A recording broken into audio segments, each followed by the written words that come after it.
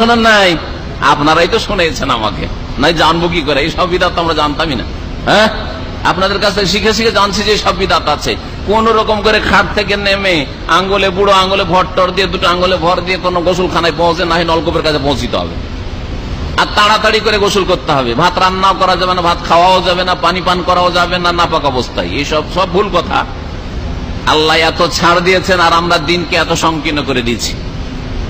উজু করে নেন, নামাজের টাইম হয়নি যতক্ষণ পর্যন্ত উজু করে নেন, আর তারপরে আপনি আবার সহবাস করেন। আবার সহবাস হলে আবার উজু করে নেন, নাপাকি হালকা করে নেন, অথবা কাজকর্ম করেন, ডিউটি করেন, হাট বাজার করেন, ঘুরেন ফিরেন, সমস্যা নাই। হ্যাঁ, নামাজের সময় আসার আগে আগে আপনাকে কি করতে হবে? গোসল করে নিতে হবে।